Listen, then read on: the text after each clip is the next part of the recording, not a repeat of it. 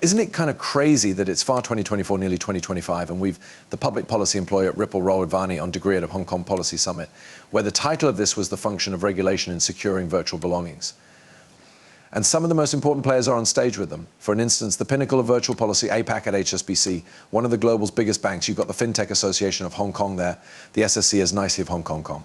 But I suggest it's sort of crazy to definitely have a look at some of these activities and then simply take a step back and understand wherein we are headed and the way intertwined Ripple is with these large names.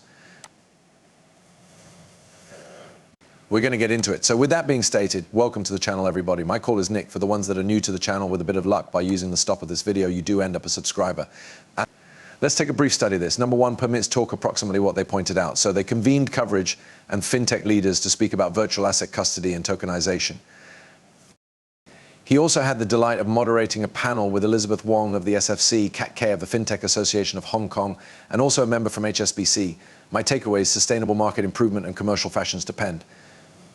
We want to concentrate to the market and balance between regulatory perfection and marketplace development. Clear guidelines are critical for any crypto hub. No rules, no hub. High standards and a holistic regulatory approach are important. We also have down right here, a few, foremost highlights of the week. They communicate approximately tokenization, regulatory constructing blocks, and also virtual asset trading systems.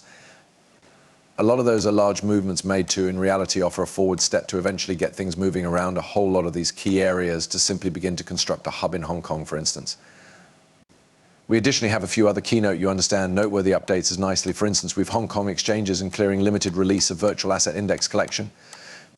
We additionally have the Hong Kong Monetary Authority accomplice with the Banco Central de Brazil, and additionally Bank of Thailand on tokenization projects. And then the HKMA also completed the preliminary segment of use cases under Project Assemble and will post a document with the outcomes in 2025. And additionally, they launched an understanding repository outlining components of digital bond transactions.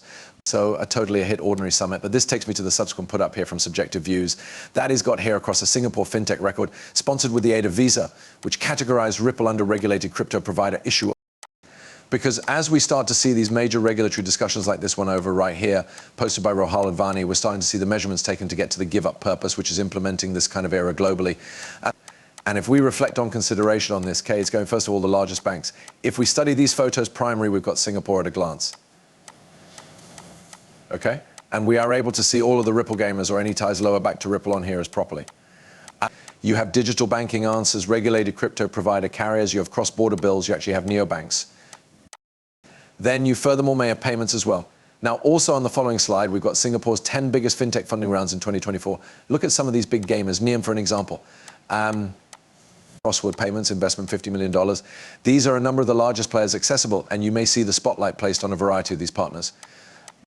But sure, in case you surely look at Ripple, it is beneath regulated crypto carrier companies subsequent to FOMO Signum. There is numerous big players on here as properly. There's simply quite a few companies on here that I do have connections again to Love Header or XDC and some other ones as properly, however. It may be very interesting to see Ripple below that category. Now, additionally over here, we've the role that Ripple is playing in the enterprise is to definitely help bridge traditional finance and decentralized finance. This is Ripple's SVP of product. Check it out. You are now our SVP of product. You remain the price on the subsequent degree of you realize our product suite. And so what can you inform us about where things are moving into 2025? So in widespread, within the larger picture, I assume the function that Ripple is playing within the industry is to actually assist bridge traditional finance and decentralized finance. So the traditional monetary rails within the whole device has been constructed up over a long time, and certainly over multiple centuries, and has had a ton of time to establish itself, perfect itself, and weave itself into the fabric of society. Blockchain, in comparison, certainly is quite new. It's evolving right away, but it has a protracted methods to go to have the form of attain that conventional economic machine does. So we're not going to see traditional financial corporations raise and shift their complete commercial enterprise version and move it over to the blockchain within the following couple of years, probably even in the following few a long time. And what we really need to do is offer a bridge among the two worlds. The motive this is important is the two economic structures do want every other. Traditional financial systems want to take gain of the skills and the benefits that blockchain can carry if they need to live aggressive. And blockchain groups, crypto businesses need traditional economic establishments due to the fact it truly is where the sizable majority of the assets are. That's wherein the full-size majority of the liquidity is. These businesses have mounted themselves deeply into society and have very strong networks. And infrastructure and that of direction is in which the huge majority of the clients are as well.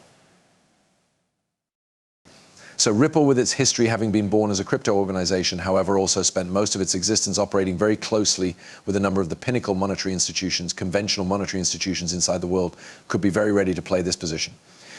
The preliminary bills product that Ripple launched, which continues to be going sturdy, is a pure fiat to fiat fee system without a crypto concern. So Ripple knows the crypto global very well.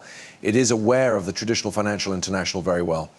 And now, with a more entire portfolio which will tokenize, save, trade, and move crypto property, I suppose Ripple is very nicely prepared to deal with this.